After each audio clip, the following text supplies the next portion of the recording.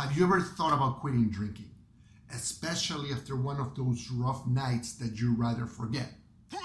But you're not sure that stopping drinking altogether is right for you. How are you going to feel? What are your family and colleagues are going to think about you? They're going to think there's a problem with you, that you're an alcoholic.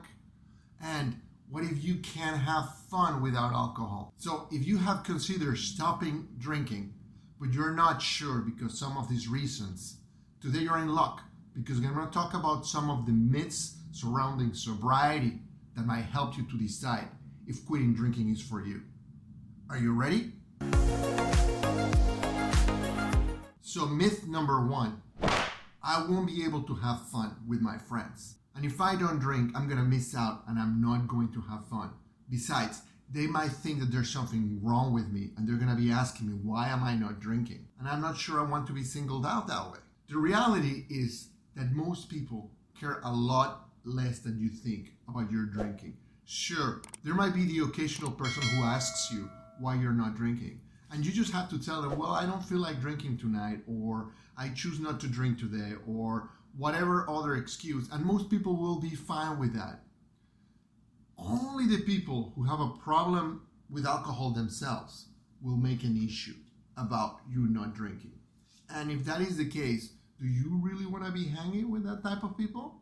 So the truth of the matter is, most people don't care how much you drink and you don't drink. You can still hang out with your friends and have a non-alcoholic drink in your hand if that makes you feel more comfortable, if that makes you feel like you're part of the group. And you will soon come to understand that you can have a good time, you can still talk to your friends and hang out without drinking, especially if drinking has led you in the past to saying things that you now regret, to acting in a stupid way that you don't want to act like when you are with your friends. So drinking alcohol is not necessary for you to have fun. And your friends and family do not really care if you drink or not.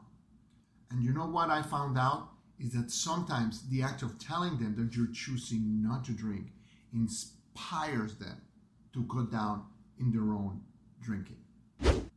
Myth number 2, I won't be able to deal with all the stress and all the anxiety that I feel because of my day-to-day life and my work. The truth of the matter is, yes, you can deal with the stress. The reality is that while life is indeed stressful, you can deal with it.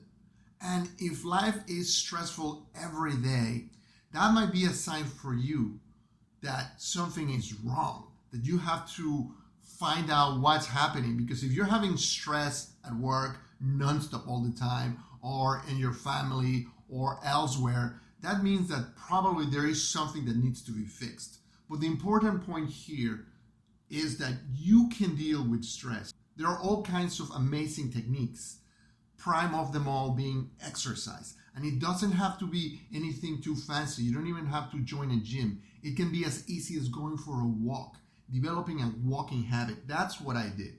I started walking every morning. First 5 minutes, then 10 minutes, and now I'm up to 45 minutes every morning. So walking, doing some physical exercise is great for stress. Doing activities that are joyful for you. Pick up on your hobbies that you left behind, a long time ago, and start doing these things that bring joy into your life. And you will feel a lot less stressed out without the need to drink alcohol. Myth number 3. I really enjoy drinking and the way it makes me feel. I really like it. And I don't want to stop drinking because I'm going to stop feeling good. The reality is that drinking alcohol might make you feel good for the first half hour, when you have the first few drinks and some of the worries and the stressors start to melt away and you don't worry about things any longer. But then you have to deal with the chaos and the devastation that ensues after a long night of drinking. You're gonna feel really crappy the next morning, so you have to deal with the hangovers. But not only that, you have to deal with all the things that you might have said that you now regret, the things that you did, some of the decisions and the actions that you made while you were intoxicated, because we're always chasing this initial high. And we start drinking because we think it's fun, but then over time, the fun goes down and the troubles and the long-term consequences start growing and becoming really hindrances in our lives. So think about it. You really have to be honest about whether alcohol is so much fun, because it might seem like fun.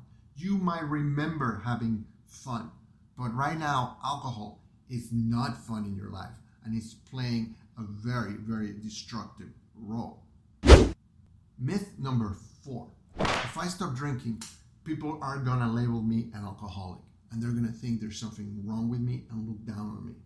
After all, I had this family member who had a lot of trouble with alcohol and everybody was always talking about him. I don't want that for me.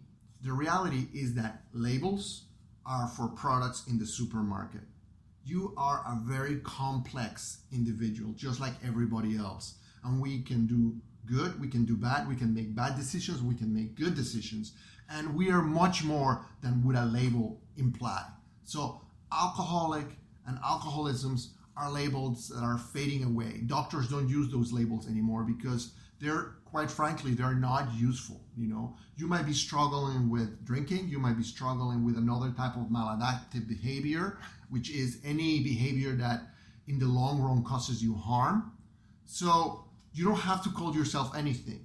And you don't have to tell anybody that you're an alcoholic or that you even have a problem with alcohol. I don't think anybody would judge you if you were telling them that you're not going to do heroin anymore. What do you think? So why would people balk at you when you tell them that you don't want to drink anymore?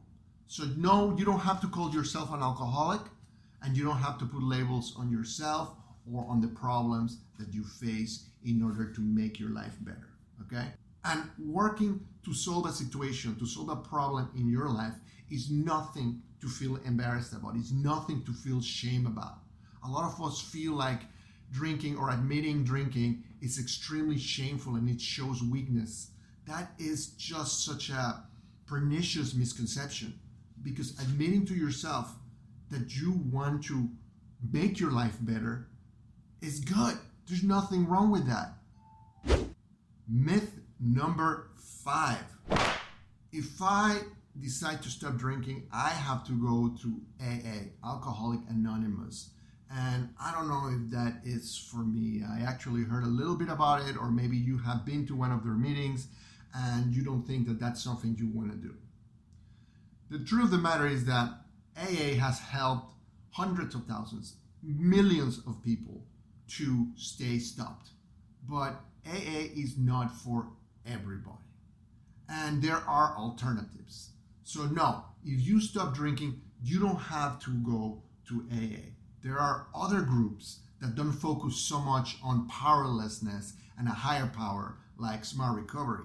But there are other alternatives. You can look for one-on-one coaching. You can look for one-on-one therapy.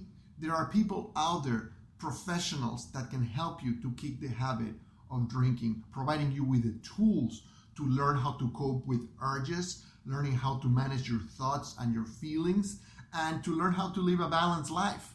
So you don't have to go to AA if you don't want to. Although, as I said, it is a great group that has helped a lot of people. It might not be for you. You might want to try one of the other options that are available to you. If you want to give sobriety a try, I have 2 resources down in the description that will help you. One is a 5-day quitting plan that will help you in the first 5 days of sobriety. Most people who decide to give sobriety a try are going to have to deal with cravings and urges that come in the first few days after quitting. And I have a video right here that you can watch that will help you to deal with those cravings and urges when you decide to quit. If you like the content, please subscribe to our channel and share it with somebody else who you think might benefit from this. I am Alex Rivera with Activation Energy, and I'm here to help you achieve sobriety and become the best version of yourself. Thanks for joining me, and I will see you in the next video.